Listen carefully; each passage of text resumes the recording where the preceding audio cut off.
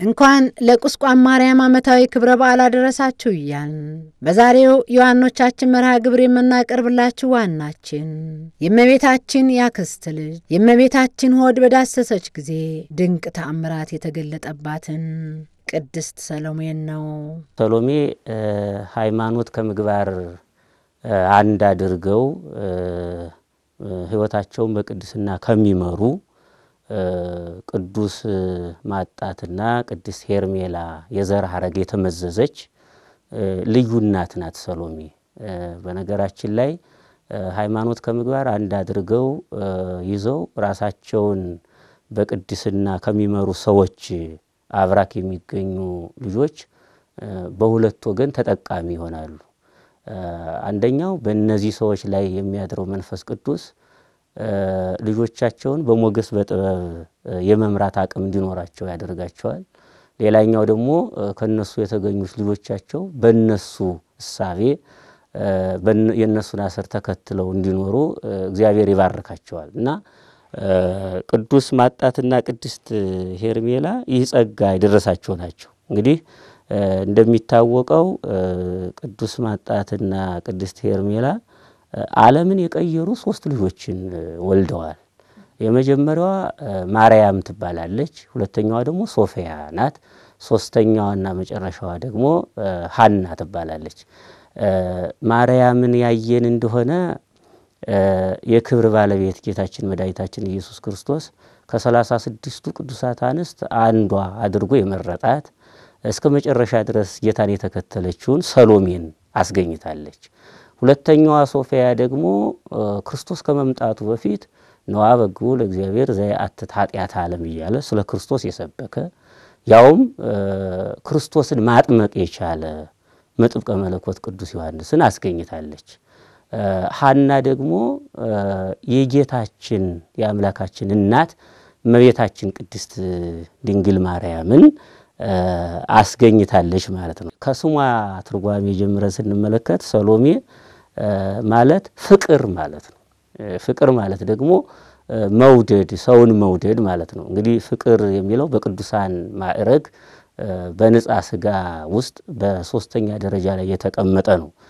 ከዚህ ደረጃ የደረሰ ሰው የሚያደርገው ነገር ምንድነው? ዘመድ ባይድ ወዳጅ የሚለውን ትቶ በአርአያ ሥላሴ የተፈጠረውን ሁሉ ባይኑ ያየውን ሰው ሁሉ መውደድ ይጀምራል።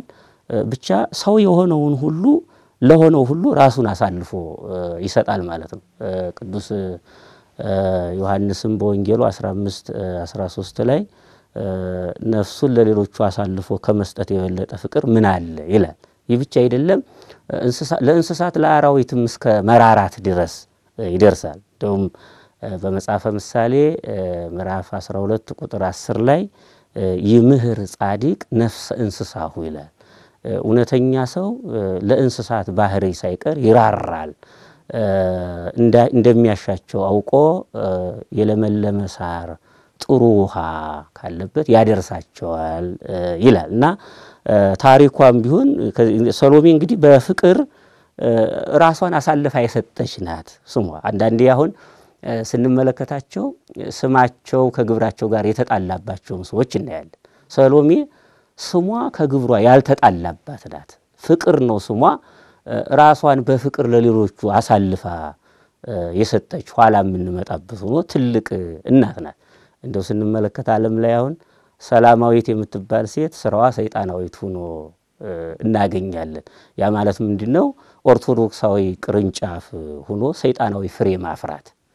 ሰሎሞን ተብሎ ደግሞ ሰላም የሌለው ሰውን እንመለከታለን። ሰሎሜ ግን እንዲህ አይደለችም። ስሟ ከግብሯ ያልተጣላባት እጅግ የምትደነቅ ለኛ አርአያ የምትሆን እናት ናት። ታሪኳም ቢሆን እንግዲህ በፈሪሃ እግዚአብሔር በአክብሮተ ሰብ ከቤተ ክርስቲያን ባለመለየት ከቅዱሳን ህብረት ባለመውጣት ያደገች ናት። እንደው ስንመለከት አሁን ከቅዱሳን ህብረት እንደነበር ህብረቷ ሲባል የቅዱሳንን ታሪክ አጉልቶ የሚያሳየው ስንክሳር በተባለው መጽሐፋችን ግንቦት 25 ቀን እንዲህ ይላታል።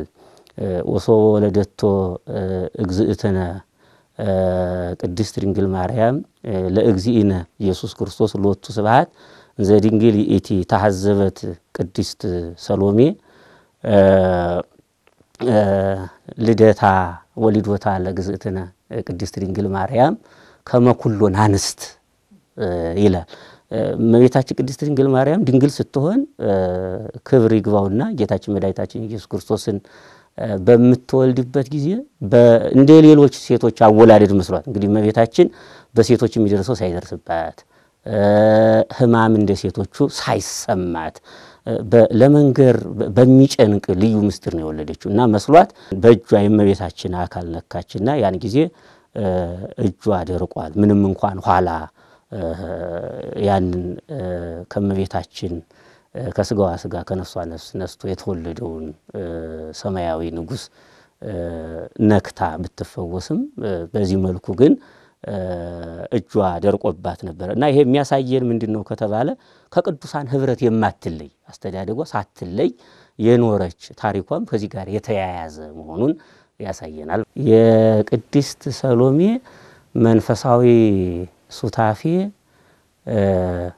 በዚህ ዘመን ይታያል ማይባል ሊሆንም የማይችል ልዩ ነው ሱታፌዋ።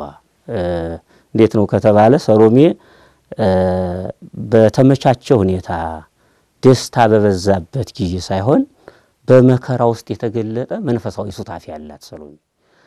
እንዴት ከተባለ እንግዲህ እመቤታችን ያ የተሰደደችበትን ዘመን ስናነሳ ንጉሱ ያ ክፉ ንጉስ ሄሮድስ ጌታን አገኛለሁ በማለት 144,000 ህፃናትን ያስገደለበት አብሮ የሆነ ይቅርና አሳድሯል ተብሎ የተነገረለት ጊጋር የተቆረጠበት ካህኑ ዘካርያስ በቤተ መቅደስ የታረደበት ብቻ ክፉ ዘመን ነበር።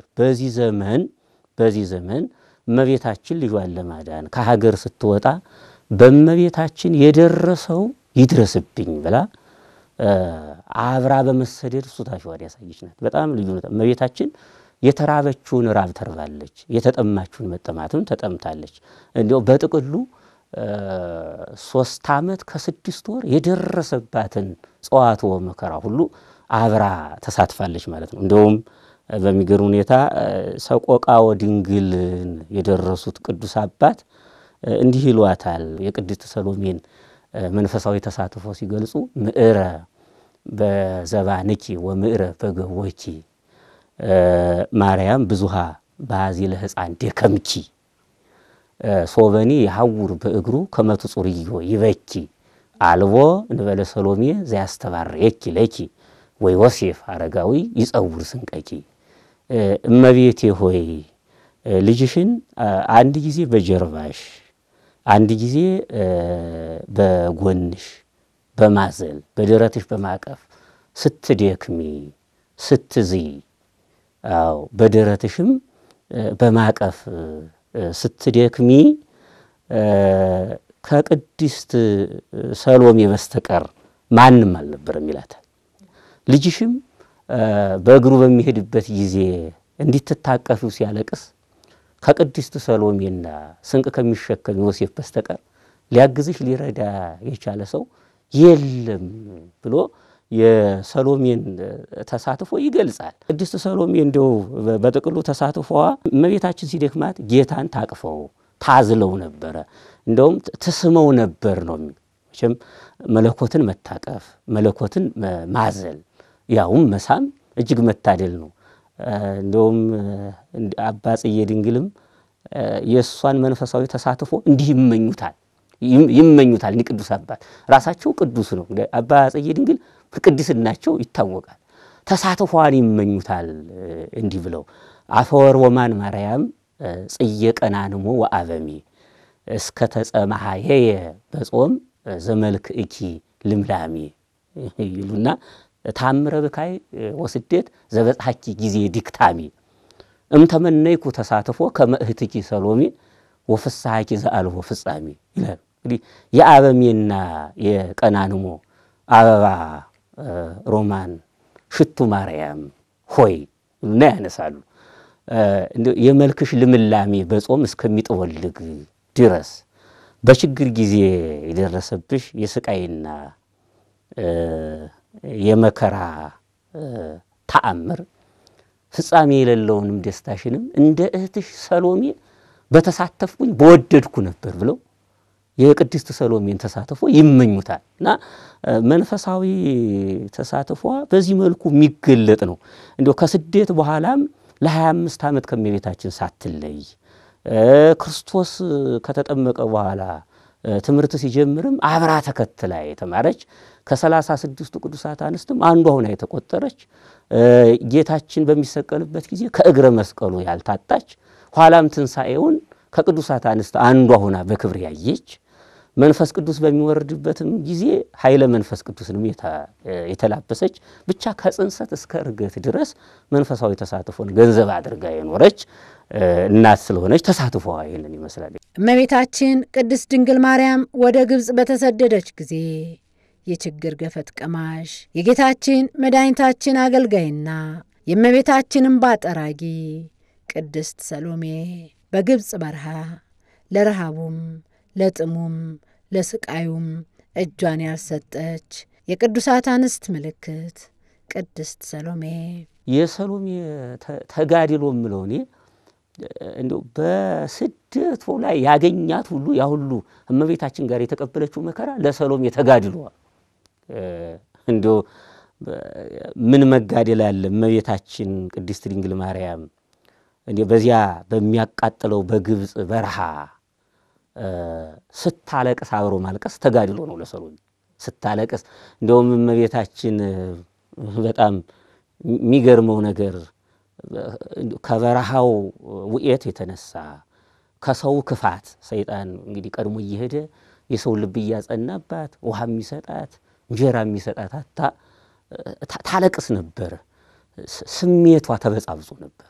እንደውም አይቴ ኢቲ ሐና እሜ ወኤልሳቤጥኒ እንተ ማአዝማዲ ከመይብከያኒ ሊተ በእንተ ንግዴቴ ስለዚህ ለሃወት ማርያም እንዘ ትብል ወይሌ ዘያምረኒ ሊተ ኃጣይኩ በዚህ እመቤታችን በዚያ በተቃጠለ በግብጽ በረሃ ውስጥ ሆና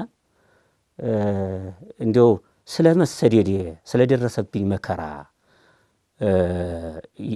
ያለቅሱልኝ ዘንድ እናቴ የት ናት ትል ነበር። ከዘመዶቹ ወገን የሆነችው ኤልሳቤጥስ የት ናት የት ነው ያለችው እያለች እንባዋን ታፈስ ታለቅስ ነበር። በዚህ ጊዜ ሰሎሜ ነበረች እንባዋን የምታብስላት። ይሄ ተጋድሎ ነው የሰሎሜ። እመቤታችን እሾ ሲወጋት እሾ የምታዋጣላት በእንቅፋት እግሯ ሲደማ በልብሷ ደምን የምታብስላት የምትጠርግላት የሰሎሜማ እንደው የሚያንቀጠቅጥ ነው። ልዩ ተጋድሎ ነው። የእመቤታችን ፍቅር በልቧ የተሳለላት አብራ የሆነችውን የሆነች ከዚህ የበለጠ እንደው ተጋድሎ እንደውም እመቤታችን ቀረብ ብላ ያን ትርታ የምታጠፋላት እሷ ናት። እንደውም ኋላ እንደ እናቴ የት ናት ኤልሳቤጥን የት ናት እያለች ከቆየች በኋላ ደግሞ እንደው እንዲህ አለች አይቴኑ መልአክ ዘአብሰረኒ ብካዬ ይራይ ወይርዳአኒ ወአልቤ ሰብ ዘያእምረኒ ያ ጸጋን የተመላሽ ቅድስት ድንግል ሆይ ደስ ይበልሽ ብሎ ያበሰረኝ መልአክ ችግሬን አይቶ እንዲረዳኝ አሁን የት ነው ብላ ታለቅስ ነበር። እና በዚህ ጊዜ አብራ ያለቀሰች አብራ የተጋደለች አብራ የተሰደደች ልዩ ተጋድሎ ያላት ናት። እንጀራ አጥተው እመቤታችን መጀመሪያ ውሃ ጥም ሲበረታ ሰፈር ሄደች አጣች። እንደውም ስትመለስ የልጇን ጫማ ሌቦች ሰርቀውታ አግኝታ አግኝቼ ላላገኝ የልጄን ጫማ አሰረኩ ብላ ምር ብላ ስታለቅስ ሰሎሜ አብራ ታለቅስ ነበር። ይሄ ነው ተጋድሎ።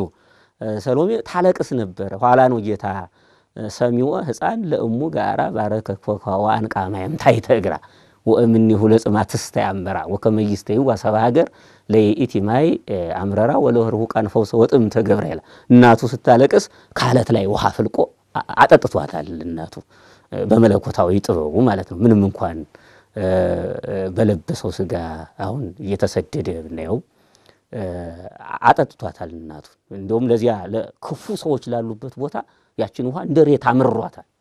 ለስደተኞች ለነጋዴያን እንደ ማር የምትጣፍጥ ያውም ፈውሰ ስጋ የምታሰጥ አድርጓታል። በዚህ ጊዜ ሰሎሜ አብራ የምታለቅስ እንጀራ አጥተውም ወደ ሰፈር ሄደው ያች ክፉ ንግስት ወታም እመቤታችን ደምግባቷን አይታ ካደነቀች በኋላ ከየት የመጣሽ ነሽ ካላች በኋላ እመቤታችን ወንዝ የደረቀብኝ ጊዜ የጣለኝ ዘመድ የሌለኝ ከይሁዳ ምድር የተሰደድኩ ነኝ ስትላት አመለክፉ ብትሆኝ እንጂ እንዳንቺ ያለ ሴት ከመጋረጃ ተወጣም ብላ መስቃ ስትናገራት አብራ የሰማች ዮሴፍም ተበጻብጾ እንዴት እንዲት ያለሽ ብሎ ሲናገራት ሰራተኛዋ መጥታ ዮሴፍን በጥፊ ቃጥታ ሕፃኑን ወደ ምድር ላይ ስትጥለው እያየች ያለቀሰች ስለሆነች የሰሎሜ ተጋድሎ በዚህ ውስጥ አብሮ ያለፈ ነው።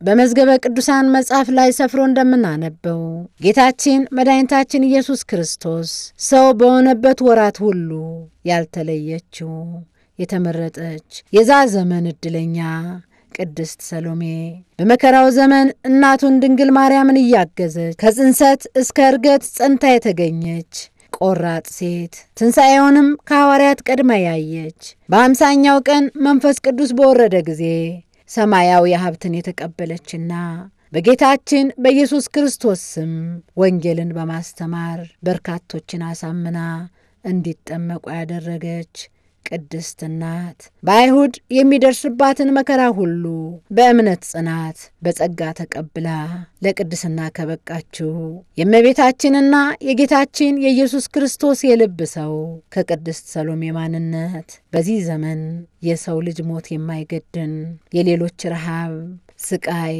ስደት፣ እልቂትና ጭንቀት የማይጎረብጠንኛ ምን እንማር ይሆን? በረከቷ ይድረሰን። ከሰሎሜ ማንማረው ነገር የለም፣ ግን እንደው ጥቂቶችን ልግለጽ። እኔ እንደው ከሰሎሜ በጣም በሚገርም ሁኔታ ሰዎችን ከጎናቸው መሆን ያለብን በደስታ ብቻ ሳይሆን በመከራቸው ጭምር መሆኑ። እንደው አንዳንድ ጊዜ በዚህ ዓለም የሚገርመው ነገር በደስታ ጊዜ ከጎኑ የሆነለት ሰው መከራ ቢያገኘው ከጎኑ ሊሆን አይችልም። ይሄ ነው ችግሩ። እንግዲህ ቅድስት ሰሎሜ ግን በደስታ ጊዜ ክርስቶስ ሲወለድ ደስታን የሰማች ናት። ክርስቶስ ደግሞ ሄሮድስ ሊገለው ሲል ስደት ሲመጣ በመከራውም ያልተለየች ናት እና ወገኖቻችን ሰዎችን ሁሉ በደስታ አብረናቸው እንደሆን በመከራም አብረናቸው መሆንን በችግር ጊዜ ከሰዎች አለመለየትን ነው የምንማረው ከቅድስት ሰሎሜ። ሰሎሜ ይህን ታስተምረናለች። ክርስቶስን መከተል ያለብን በተመቻቸ ሁኔታና በደስታ ጊዜ ብቻ ሳይሆን በመከራ ውስጥ ሆነንም በመከራ ውስጥ ሆነንም እንዲህ ክርስቶስን ማሰብ አለብን። አሁን እኮ እንደው የሚገርመው ሁኔታ ኦርቶዶክሳዊ ነኝ ማለትን ገንዘብ አድርገናል። ጥሩ ነው። ግን እንደው ለማንነት መገለጫ አሁን እንደው አንድ እንደው ለምሳሌ እንዲሆን ሹርባ የተሰራን ወጣት እንደው አንተ እኮ ንጹህ ኦርቶዶክሳዊ ነህ፣ ክርስቶስን መከተል በዚህ መገለጫ አይሆንም፣ ይሄ ኦርቶዶክሳዊ ይዘትም የለው፣ ይህን ጸጉርህን ተላጨው ቢሉት አይ ምን አገናኘው የሚል መልስ መስጠቱ አይቀሬ ነው ማለት ነው። ግን ክርስቶስን ስንከተል ሁሉን ትተን በዓለሙ ላይ ያለውን ነገር ሁሉ ሰሎሜ ዓለም ላይ የምታየው ጠፍቶ አይደለም እኮ ዓለም ላይ የምታየውን ብዙ ነገር አለ፣ ግን ይበልጥብኛል ብላ ክርስቶስን ተከትሏለች እና በመከራ ውስጥ ክርስቶስን መከተል እንዳለብን በተመቻቸ ሁኔታ በደስታ ጊዜ ብቻ ሳይሆን እንደው ጭንቅ በበዛበት ጊዜ ክርስቶስን መከተል እንዳለብንና በዚህ መከራ ውስጥ ስንሆን ልዩ ልዩ ጸጋ የምናገኝ መሆኑ ነው ምንማረው ከሰሎሜ። እንግዲህ በመከራ ውስጥ መሆን ሐዋርያውም ቅዱስ ጳውሎስ በሮሜ 8:17 ላይ ከመሰ አረይነ ሕማመ ንኤሪ ክብረ ምስሌሁ መከራ ከሱ ጋር ብንቀበል ኋላ ላይ የበለጠ ክብርን እናገኛለን ብሎ ነው ያሰበው እና ከቅድስት ሰሎሜ ብዙ ነገር እንማራለን። ከብዙ በጥቂቱ ግን በደስታ ጊዜ ብቻ ሳይሆን በመከራ ጊዜ በጭንቁ ጊዜ ከክርስቶስ አለመለየትን እንማራለን ማለት ነው። የተዋሕዶ